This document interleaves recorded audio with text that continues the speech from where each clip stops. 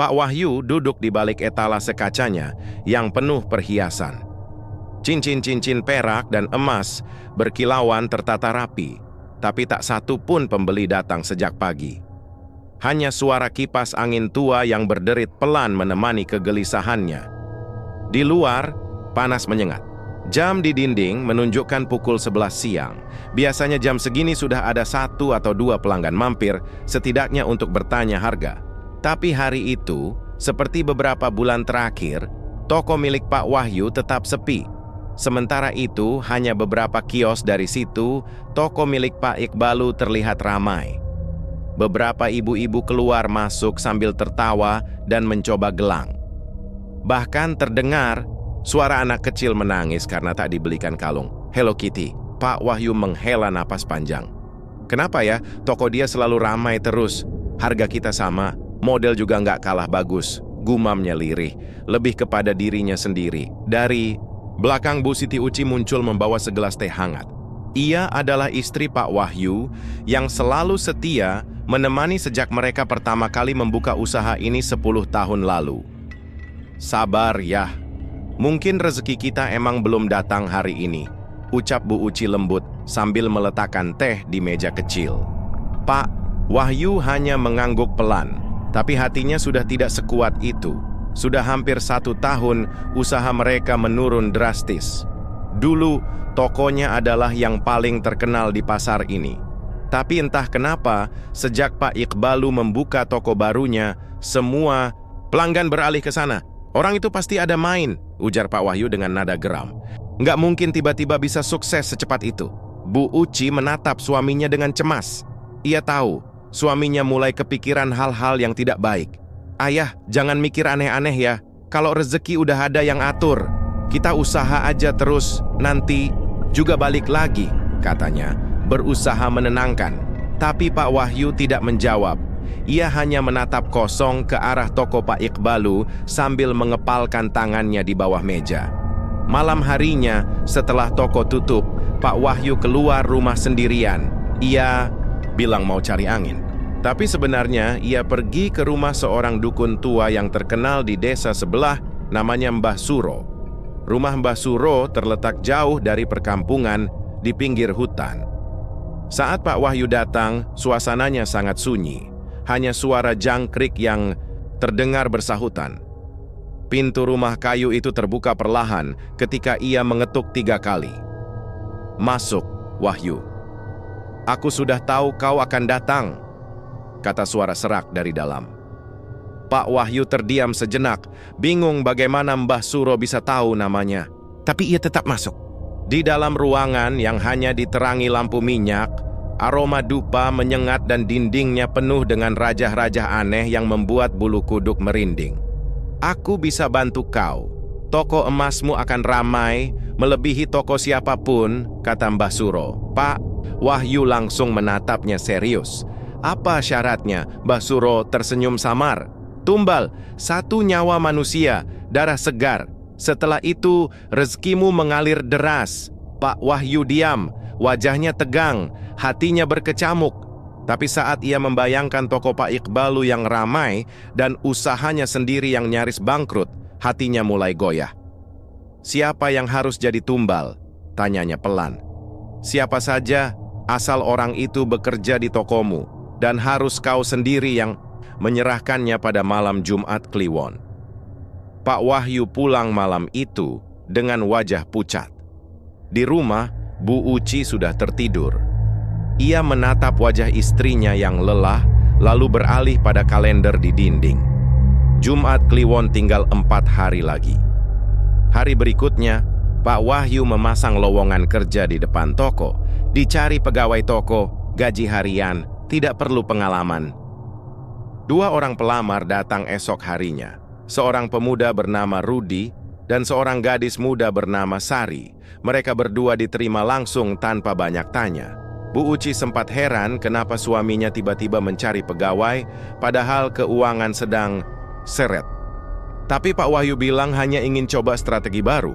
Tak ada yang tahu bahwa kedua karyawan baru itu sudah masuk dalam daftar korban. Tumbal pertama, pesugihan. Hari-hari berlalu dengan cepat. Toko Pak Wahyu yang dulunya sepi kini mulai kedatangan pelanggan. Tak banyak tapi cukup untuk membuat suasana toko terasa hidup kembali. Rudi dan Sari, dua karyawan baru itu, bekerja dengan rajin. Rudi bertugas melayani pembeli laki-laki, sementara Sari membantu menata perhiasan dan mencatat stok. Mereka berdua masih muda, polos, dan terlihat sangat senang bisa mendapat pekerjaan, walau gajinya tak seberapa. Bu Siti Uci merasa sedikit tenang karena suaminya mulai tersenyum lagi. Tapi di balik senyuman itu, Pak Wahyu menyimpan rahasia yang gelap.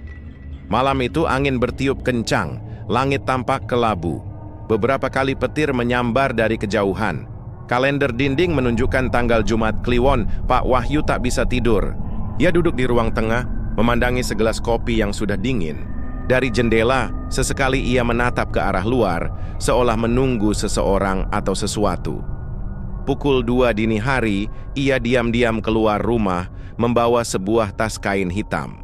Ia berjalan menuju toko, lalu membuka pintu belakang dengan kunci duplikat. Di dalam toko yang gelap, Rudi dan Sari tengah tertidur di ruang kecil yang biasa digunakan untuk istirahat pegawai. Mereka menginap karena besok ada stok besar yang harus diatur sejak pagi. Pak Wahyu berdiri di depan pintu ruang tidur itu, tangannya gemetar. Dalam hatinya ada pertarungan antara rasa bersalah dan keinginan untuk kaya. Ia menutup matanya, mengingat kembali kata-kata Mbah Suro.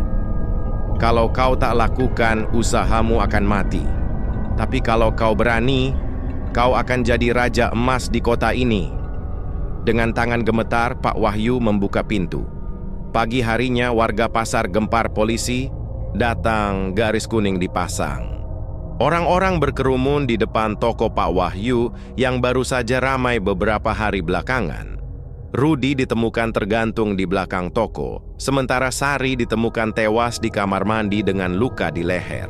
Polisi menyimpulkan keduanya bunuh diri, mungkin karena masalah pribadi atau tekanan kerja. Bu Uci menangis sejadi-jadinya.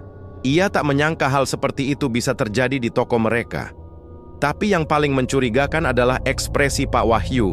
Ia tampak datar, tidak sedih, tidak juga terkejut, hanya diam menatap tubuh dua pegawainya dibawa pergi ambulans. Beberapa hari setelah kejadian itu, sesuatu yang aneh terjadi. Toko emas perak tiba-tiba ramai. Pelanggan datang silih berganti. Banyak yang bilang perhiasan di sana terlihat lebih menarik, meskipun modelnya biasa saja. Pak Wahyu mulai mendapatkan banyak uang. Uang mengalir deras setiap hari. Bahkan pelanggan dari luar kota mulai berdatangan. Pak Iqbalu, pesaing lamanya, mulai merasa tersaingi. Ia sempat curiga, tapi tidak punya bukti apa-apa. Sementara itu, Bu Uci merasa gelisah. Ia sering terbangun tengah malam karena mimpi buruk. Dalam mimpinya, ia melihat Rudi dan Sari berdiri di ujung tempat tidurnya. Dengan wajah pucat dan mata kosong, menatapnya tanpa berkata-kata. Pada malam kelima setelah kejadian, Bu Uci mendengar suara orang menangis dari dalam toko. Ia membangunkan Pak Wahyu. "Yah, itu suara siapa?" tanyanya pelan. Pak Wahyu tampak kaget, lalu pura-pura menguap. "Ah, itu suara angin. Sudah tidur lagi. Udah malam." Tapi Bu Uci tidak bisa tidur. Ia turun ke dapur dan mengintip ke arah toko dari celah jendela. Di dalam toko yang gelap, ia melihat sesuatu yang membuat darahnya membeku. Rudi dan Sari berdiri di balik etalase, mengenakan pakaian yang sama saat mereka ditemukan tewas. Wajah mereka pucat, mata kosong, tapi darah masih mengalir dari leher dan mulut mereka. Seketika itu juga, Bu Uci jatuh pingsan. Keesokan paginya, Pak Wahyu pura-pura tidak tahu apa-apa. Ia menyuruh istrinya istirahat dan tidak usah ke toko dulu. Tapi dalam hatinya, ia mulai merasa terganggu. Ia pikir setelah tumbal diberikan, semuanya akan beres. Tapi ternyata tidak sesederhana itu. Malamnya Pak Wahyu pergi lagi ke rumah Mbah Suro. "Kenapa mereka muncul, Mbah? Bukankah semua sudah saya lakukan?" tanyanya gusar. Mbah Suro tersenyum samar. "Kau pikir tumbal hanya sekadar menghilangkan nyawa? Arwah mereka belum puas. Kau harus beri lebih." dan lebih sampai mereka tenang. Pak Wahyu terdiam. Ia sadar, ini bukan akhir, ini baru awal. Sejak malam, Bu Uci melihat penampakan Rudi dan Sari, rumah tangga Pak Wahyu mulai terasa berbeda. Rumah mereka yang dulu hangat dan nyaman kini terasa dingin dan sunyi, meskipun cuaca di luar masih seperti biasa. Bu Uci menjadi pendiam, ia lebih sering termenung dan jarang bicara. Setiap malam ia menolak tidur di kamar dan memilih duduk di ruang tamu sambil membaca doa. Bahkan ia menyiramkan air Yasin ke setiap sudut rumah, berharap rasa tidak nyaman itu pergi. Yah, mereka datang lagi tadi malam, ucap Bu Uci dengan suara gemetar suatu pagi. Pak Wahyu sedang mengenakan kemeja kerjanya, berdiri di depan cermin. Siapa? Tanyanya sambil pura-pura tidak tahu. Rudi dan Sari. Mereka berdiri di depan kamar. Kita. Mereka nangis ya. Matanya merah. Mereka manggil-manggil namamu. Pak Wahyu menelan ludah. Ia tidak tahu harus menjawab apa. Jangan bicara aneh-aneh, Uci. Itu hanya mimpi. Kamu kecapekan, katanya sambil berusaha tersenyum. Tapi Bu Uci tidak percaya.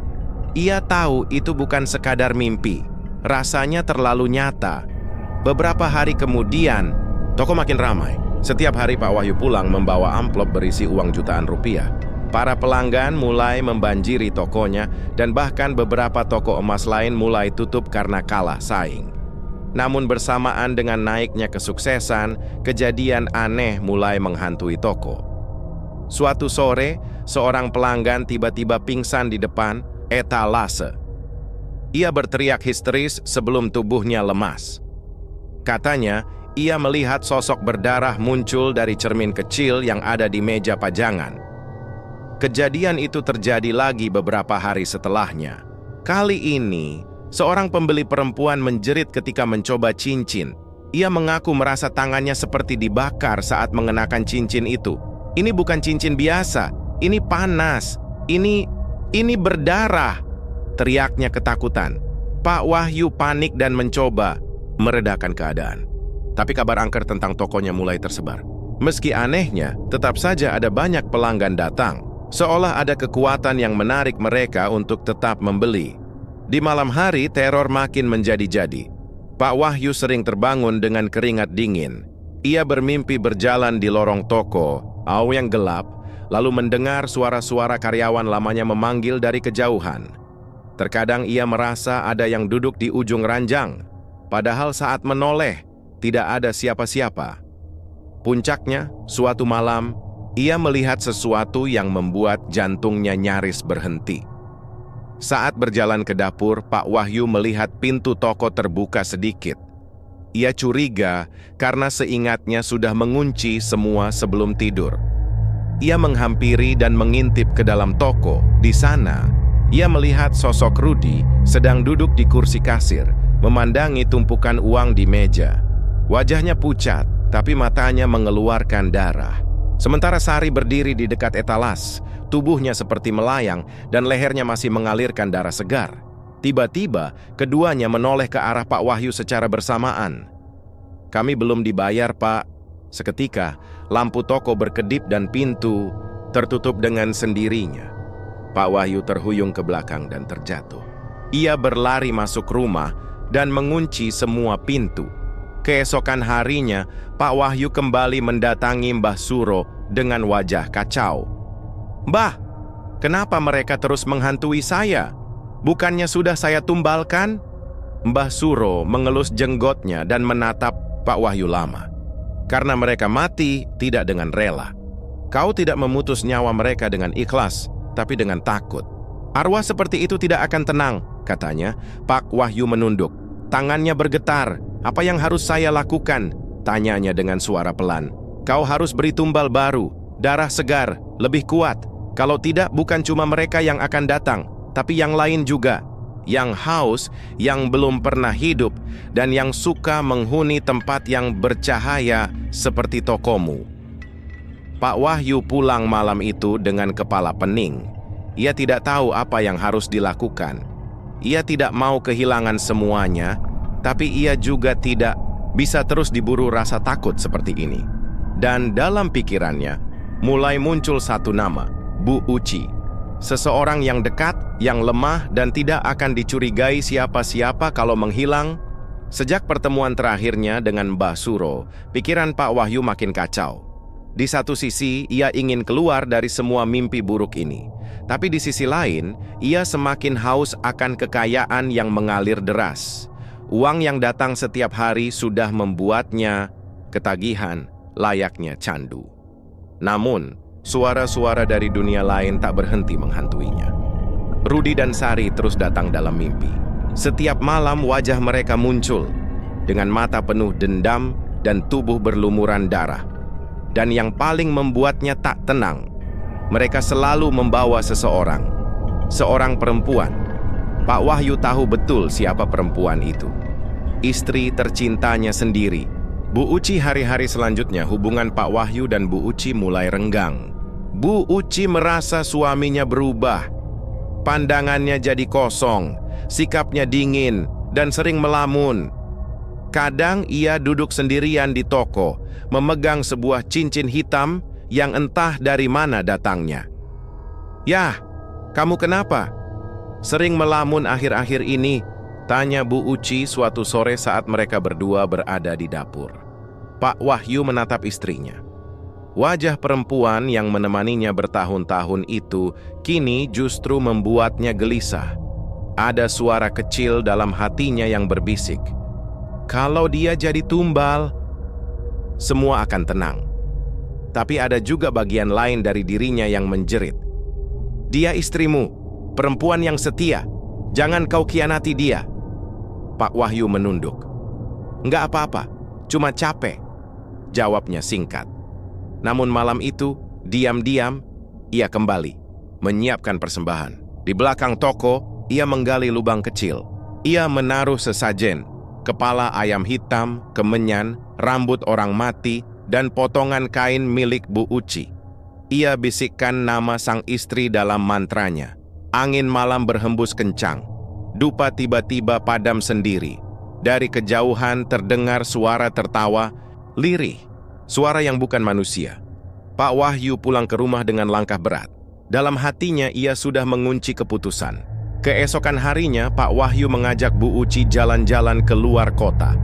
Alasannya, mereka butuh liburan. Bu Uci senang, meski hatinya masih ragu. Sudah lama mereka tidak bepergian bersama, dan kali ini, suaminya yang mengajak. Mereka berangkat sore hari. Pak Wahyu menyetir mobil sendiri. Tujuannya ke sebuah villa tua di pinggir danau, tempat yang dulu pernah mereka datangi saat masih pengantin baru. Sesampainya di sana, suasana sudah mulai gelap. Villa itu sepi, seakan tak berpenghuni. Tapi Pak Wahyu bilang sudah pesan jauh-jauh hari. Bu Uci hanya menurut. Malam itu, mereka makan malam sederhana. Tapi suasana hening. Tidak seperti dulu, saat mereka masih bisa tertawa dan saling bercanda. Kini, hanya suara jangkrik dan hembusan angin yang terdengar. Saat Bu Uci tertidur di kamar, Pak Wahyu bangun diam-diam. Ia mengambil pisau kecil yang sudah diasahnya sejak seminggu lalu.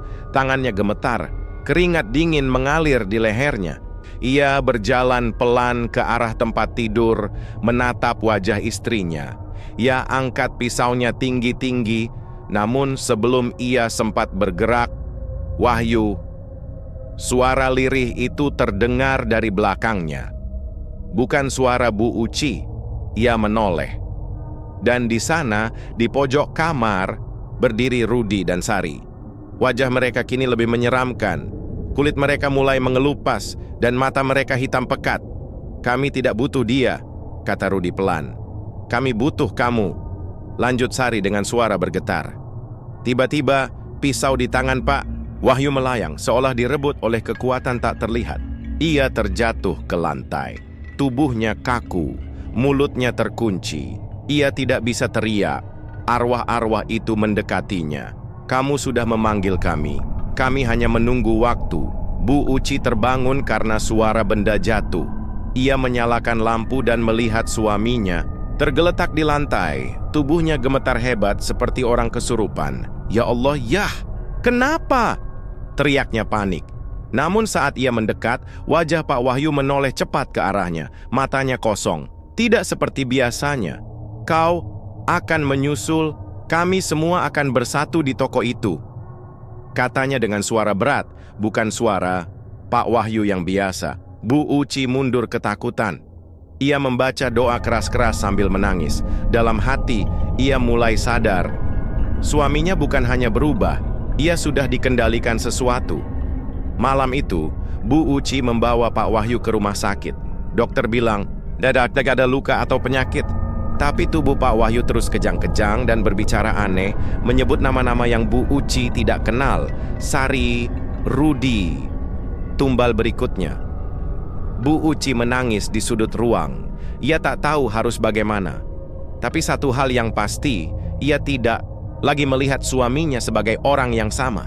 Ia sudah kehilangan Wahyu yang dulu. Dan ia tahu teror belum selesai. Hari-hari setelah insiden di villa menjadi sangat berat bagi Bu Uci. Pak Wahyu, suaminya, tidak lagi pulang ke rumah. Ia dirawat di ruang psikiatri rumah sakit daerah setelah terus berbicara sendiri dan sesekali tertawa seperti orang gila. Kadang-kadang, ia menjerit ketakutan menyebut nama-nama yang tak dikenal. Kadang pula ia bicara dengan gaya seperti sedang menjual emas. Mau cincin perak, Bu? Ini baru keluar dari tanah, darahnya masih hangat. Ucapan-ucapan itu membuat perawat dan dokter ngeri. Beberapa bahkan meminta pindah shift karena sering diganggu mimpi buruk setelah berjaga di ruang Pak Wahyu. Bu Uci yang setia menjenguk, kini hanya bisa duduk diam di dekat jendela, berdoa, sambil sesekali menangis. Ia belum mengerti betul apa yang sebenarnya terjadi, tapi ia tahu, ini bukan gangguan biasa, ini adalah akibat dari dosa besar yang dilakukan suaminya. Setelah beberapa hari, rasa penasaran dan ketakutan mulai berubah menjadi tekad. Bu Uci mulai menyelidiki sendiri apa yang terjadi. Ia pergi ke toko, membongkar laci, membuka dokumen-dokumen, dan akhirnya menemukan sebuah kotak kecil berisi jimat, rambut manusia, dan secarik kertas kuning bertuliskan huruf-huruf aneh. Di bawah kertas itu, ia menemukan catatan tulisan tangan suaminya. Isinya mencengangkan. Mbah Suro bilang, kalau ingin toko hidup harus ada darah segar. Karyawan akan jadi awal. Tapi kalau mau lebih besar, keluarga sendiri bisa jadi jalan terakhir. Tubuh Bu Uci lemas saat membaca bagian itu. Ia menangis sejadi-jadinya. Suaminya telah mempertimbangkan menjadikannya tumbal terakhir. Dengan keberanian yang tersisa, Bu Uci pergi mencari Mbah Suro. Ia tidak tahu alamat pastinya. Hanya ingat pernah melihat brosur kecil yang pernah dibawa Pak Wahyu. Setelah bertanya ke sana-sini di desa tempat suaminya dulu sering pergi diam-diam, akhirnya ia menemukan sebuah rumah tua di pinggir hutan. Rumah itu tampak menyeramkan. Atapnya sudah lapuk, halamannya dipenuhi daun kering. Tapi anehnya, saat Bu Uci mengetuk pintu, pintu itu terbuka sendiri. Di dalam rumah yang gelap dan berbau dupa, duduklah seorang kakek tua berjubah hitam dengan mata tajam yang menembus batin. "Kau istri Wahyu," katanya tanpa ditanya. "Sudah waktunya kau datang." Bu Uci menggigil. "Apa yang sudah kau lakukan pada suamiku? Apa semua ini permainanmu?" Mbah Suro tertawa pelan. "Aku hanya membantu mereka yang ingin cepat kaya. Suamimu sendiri yang memulai. Aku hanya memberi pintu, dia yang membukanya." "Kenapa harus pakai tumbal?" bentak Bu Uci. Mbah Suro mendekat dan dengan suara rendah ia menjawab, "Setiap harta punya harga. Emas tidak keluar dari tanah begitu saja. Ada darah yang harus disiramkan. Dan jika tumbalnya belum cukup, maka keluarga terdekatlah yang dicari oleh mereka yang haus." Bu Uci menangis. "Apa yang bisa saya lakukan untuk menghentikannya?" Mbah Suro menghela napas. "Sudah terlambat untuk menghentikan, tapi kau bisa memutus rantainya kalau kau cukup kuat untuk menanggung akibatnya. Caranya?" Mbah Suro memberi satu kantong kain kecil. "Taburkan ini di dalam toko, bakar semua emas di etalase, tapi bersiaplah, arwah yang sudah terikat akan datang. Kalau mereka menang, kau ikut mati. Tapi kalau kau kuat, kau bebas." Bu Uci pulang malam itu dengan ketakutan. Tapi dalam hatinya, ia tahu ia harus lakukan sesuatu. Ia tidak ingin toko itu terus menyimpan kutukan. Ia tidak ingin ada korban lain. Malam itu juga, ia pergi ke toko. Semua lampu ia nyalakan. Etalase ia buka. Ia menaburkan isi kantong dari Mbah Suro ke lantai. Bubuknya hitam, seperti abu, tapi berbau seperti belerang dan darah busuk. Lalu ia mulai membakar satu persatu cincin, kalung, dan gelang di atas mangkuk besi. Asap pekat menyelimuti toko. Tiba-tiba, lampu toko mati. Semuanya gelap dari arah pintu belakang. Terdengar langkah kaki pelan. Suara napas berat. Aroma darah menguar di udara. Rudi muncul, lalu Sari, dan di belakang mereka, Pak Wahyu. Tapi bukan Wahyu yang dulu. Mata Pak Wahyu kini hitam semua. Senyumnya lebar. Ia seperti bukan manusia lagi. Ia mendekat perlahan ke arah Bu Uci. Kau ingin mengusir kami, Ci? Kenapa? Bukankah uang sudah cukup? Bu Uci menahan air mata. Aku mau keluarga kita bebas. Aku mau arwah kalian tenang. Sari menangis. Kami tidak bisa tenang, Bu. Kami mati dalam ketakutan. Kami dikorbankan. Rudi menunduk. Dan sekarang Pak Wahyu sudah bukan manusia. Dia milik tempat ini. Pak Wahyu tiba-tiba berteriak marah. Ia melompat ke arah Bu Uci. Tapi tubuhnya terbakar. Abu dari bubuk hitam mulai menyebar. Api dari emas yang terbakar makin membesar. Toko itu kini seperti lautan api. Rudi dan Sari perlahan lenyap bersama asap. Pak Wahyu menjerit terakhir kali sebelum tubuhnya menghilang. Uci! Pagi harinya, toko emas perak hanya tinggal puing. Warga menemukan Bu Uci pingsan di depan toko. Di tangannya masih menggenggam abu emas yang hangus. Ia selamat, tapi rambutnya memutih semua dalam semalam. Matanya kosong, ia tidak banyak bicara. Sejak itu, toko itu tak pernah dibangun lagi. Kini hanya jadi lahan kosong yang orang-orang hindari. Tapi kadang, malam Jumat Kliwon, warga sekitar mengaku mendengar suara kasir berbunyi dan etalase diketuk-ketuk dari dalam. Sudah lebih dari 2 tahun sejak tragedi di toko emas perak. Puing-puing bangunan itu masih teronggok di sudut jalan, ditumbuhi ilalang liar. Tak ada satu pun warga yang berani menyentuhnya, apalagi merencanakan untuk membangun ulang. Warga percaya tempat itu terkutuk. Namun sedikit balik bayang-bayang keheningan, ada satu orang yang mulai tertarik pada lahan itu. Seorang pria muda bernama Bagas, usia 27 tahun, lulusan jurusan manajemen dan baru pulang dari Jakarta setelah gagal membangun usaha startup. Ia adalah keponakan jauh dari almarhum Pak Wahyu. Setelah mendengar bahwa tanah bekas toko emas itu belum ada pemilik tesau yang mengurus ulang, ia datang ke kelurahan untuk mencari tahu. Karena masih keluarga dan tidak ada ahli waris yang mengurus, tanah itu bisa diproses balik nama ke dirinya dengan prosedur yang relatif mudah. Bagas berpikir ini kesempatan. Ia tak percaya mitos. Ia anak muda yang berpikir logis. Toko berhantu? Cuma cerita orang kampung yang kurang kerjaan, katanya sambil tertawa kecil. Tanpa banyak bicara ke warga, Bagas mulai membersihkan lokasi.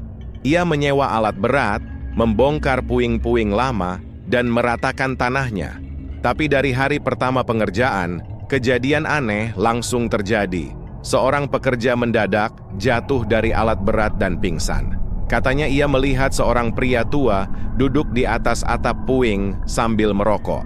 Padahal tidak ada siapapun di sana saat dilihat orang lain. Hari kedua, salah satu pekerja mengaku melihat perhiasan berserakan di tanah, berkilauan di bawah cahaya matahari. Tapi saat ia mencoba mengambil, perhiasan itu berubah menjadi gumpalan, rambut dan gigi.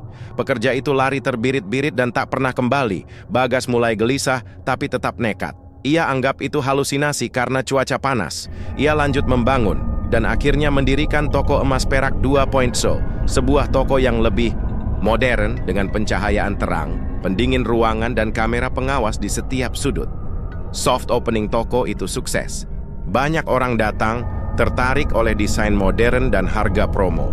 Bagas mulai berpikir bahwa ia sudah membuktikan tempat itu tidak ada kutukan. Namun, keanehan mulai muncul perlahan.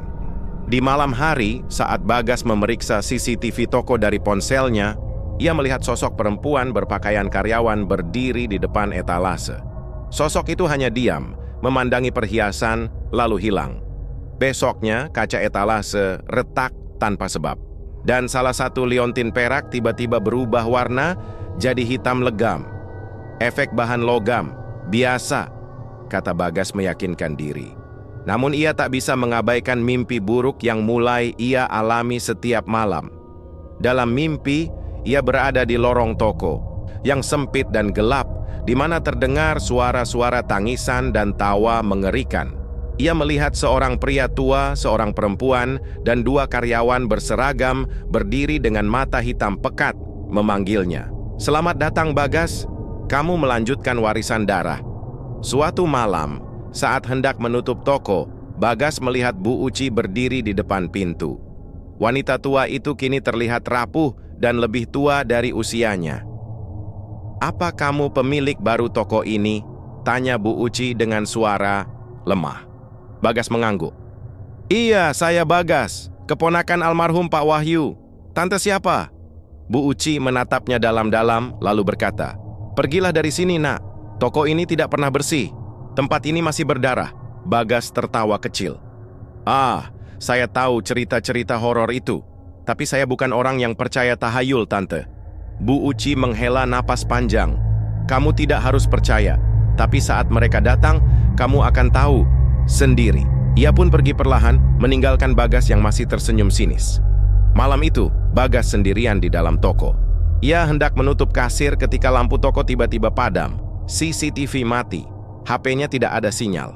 AC mati. Sunyi. Lalu, terdengar ketukan di kaca etalas. Pelan, tapi teratur. Tok, tok, tok. Bagas melirik. Tidak ada siapa-siapa. Lalu muncul embun dari kaca. Dan muncul tulisan dari kabut yang seolah ditulis oleh tangan tak terlihat. Tumbal belum selesai. Bagas mundur. Tubuhnya gemetar. Jantungnya berdegup kencang. Dari sudut ruangan, terdengar suara kasir berbunyi sendiri. Ceklik. Laci kasir terbuka sendiri, penuh darah segar. Dan di layar monitor toko yang kembali menyala sendiri, terlihat rekaman CCTV yang aneh. Bagas duduk di meja kasir, tapi tubuhnya terbakar perlahan. Di belakangnya berdiri arwah Pak Wahyu, Bu Uci, Rudi, dan Sari. Bagas menjerit, tapi tak ada suara yang keluar dari mulutnya. Keesokan paginya, warga menemukan toko dalam keadaan kosong. Tidak ada tanda-tanda perusakan. Semua perhiasan masih utuh. Tapi Bagas menghilang. Yang tersisa hanya jejak telapak kaki berdarah di lantai toko yang mengarah ke dalam etalase, lalu menghilang. Dan di salah satu sudut meja kasir, tertulis dengan darah, "Warisan ini tak bisa dihapus. Toko ini butuh darah, bukan pembeli." 2 minggu setelah hilangnya Bagas, kabar tentang toko emas perak kembali menyebar luas. Media lokal mulai meliput kejadian aneh itu. Beberapa wartawan datang, tapi hanya sedikit yang berani benar-benar masuk ke dalam toko. Salah satunya adalah seorang jurnalis misteri bernama Raka Nugraha, penulis rubrik Di Balik Layar Dunia Gaib di majalah nasional. Raka sudah terbiasa dengan cerita-cerita aneh. Ia pernah masuk ke rumah-rumah angker, bekas lokasi pembunuhan, bahkan kuburan massal.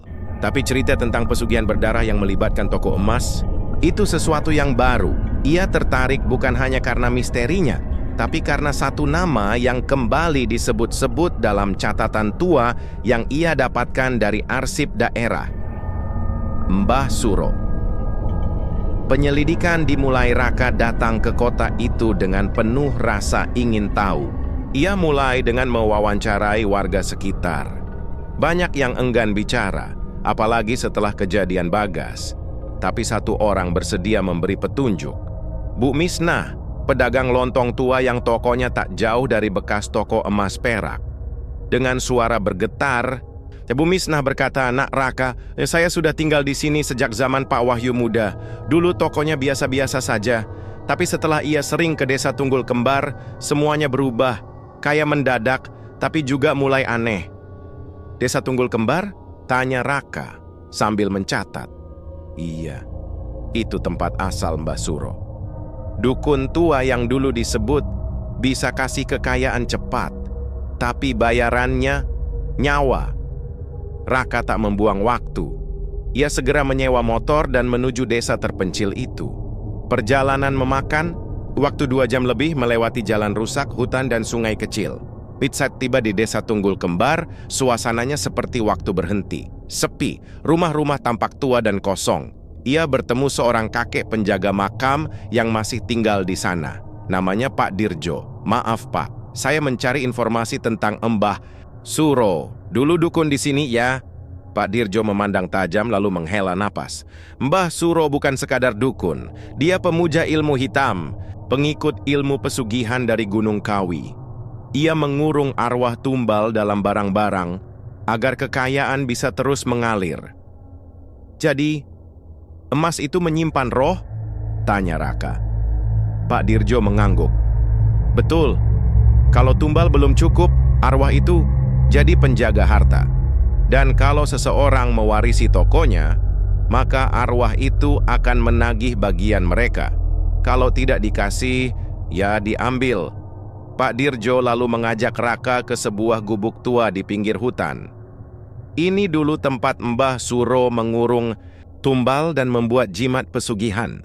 Di dalam gubuk itu, Raka menemukan kitab lusuh berjudul Sugih Tanpa Bebas. Di halaman dalam tertulis mantra, cara membuat tumbal, dan cara mengikat roh ke dalam logam mulia. Nama Pak Wahyu dan Bagas tercatat dalam salah satu halaman catatan tangan. Raka menggigil, ini lebih dari sekadar mitos. Kembali ke toko, Raka kembali ke lokasi bekas toko malam harinya. Ia memutuskan melakukan penelusuran langsung untuk mencari bukti gaib. Ia membawa kamera, audio recorder, dan kitab Mbah Suro sebagai perlindungan, meski ia sendiri tak yakin bisa menggunakannya. Jam menunjukkan pukul 11 malam saat Raka masuk ke dalam toko yang kini kembali gelap. Barang-barang masih utuh, seolah waktu membeku sejak Bagas menghilang. Tiba-tiba, CCTV menyala sendiri, lampu kasir berkedip, dan layar monitor menampilkan wajah Bagas, pucat tanpa suara. Ia hanya menunjuk ke arah bawah lantai. Raka mengikuti arah itu dan menemukan ubin yang sedikit berbeda warnanya. Ia cungkil ubin itu, dan di bawahnya terdapat peti kecil. Saat dibuka, isi peti itu membuat bulu kuduk Raka berdiri. Ada kalung perak berlumuran darah kering, gigi manusia, dan secarik kertas dengan tulisan, "Kekayaan ini tak bisa diwariskan. Yang membuka akan menggantikan." Tiba-tiba suara tangisan dan jeritan menggema dari seluruh penjuru toko. Sosok-sosok arwah muncul, Rudi, Sari, Bagas, dan Pak Wahyu. Wajah mereka penuh luka. Mata mereka hitam semua. Pak Wahyu mendekat, berbicara, tanpa suara. Tapi Raka bisa merasakan kata-kata itu langsung ke dalam pikirannya. "Tulis cerita kami. Biar orang tahu. Ini bukan soal emas. Ini soal dosa." Akhir malam itu Raka berlari keluar toko dengan napas terengah-engah. Ia tidak tahu bagaimana ia bisa selamat. Tapi satu hal pasti, cerita ini harus disebarluaskan. Beberapa hari kemudian, artikel panjang berjudul "Toko Emas Berdarah, Warisan Pesugihan dan Tumbal Tak Kasat Mata" terbit di majalah nasional. Banyak orang membaca. Banyak juga yang mengaku toko itu mulai terlihat oleh orang-orang peka. Tapi sejak artikel itu tayang, Raka sering mendapat surat tanpa nama bertuliskan, "Kau tahu terlalu banyak, emas itu belum selesai." Sejak artikel Toko Emas Berdarah milik Raka Nugraha terbit di majalah nasional, pembaca membanjiri kolom komentar, forum diskusi, bahkan mengirim email pribadi. Banyak yang mengaku pernah merasakan hawa aneh saat melewati bekas lokasi toko atau bermimpi melihat wajah Pak Wahyu dan Bagas meskipun tak pernah mengenal mereka. Raka awalnya merasa puas. Ia pikir tugasnya sudah selesai. Tapi ternyata cerita ini belum berakhir. Setidaknya tidak untuknya. Pertanda pertama seminggu setelah artikel itu tayang, Raka mulai merasakan hal aneh di apartemennya di Jakarta. Malam pertama, ia terbangun pukul 3 dini hari karena mendengar suara etalase kaca diketuk dari ruang tamu. Tok, tok, tok. Saat ia menghampiri, tidak ada apa-apa. Tapi saat ia menoleh ke cermin di rak televisi, ia melihat sosok bayangan hitam berdiri di belakangnya, lalu menghilang sekejap saat ia menoleh.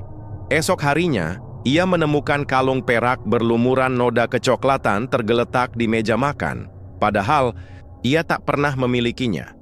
Ia mencoba membuang kalung itu ke tong sampah, tapi besok pagi, kalung itu selalu kembali, entah di saku jaket, dalam dompet, atau di balik bantal.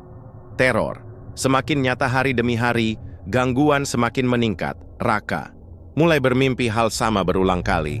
Ia berjalan di lorong toko yang tak berujung, diterangi cahaya merah darah.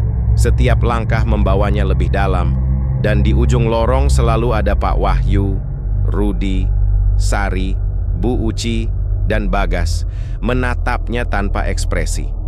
Tulisanmu membuka pintu, tapi belum ada yang menutupnya.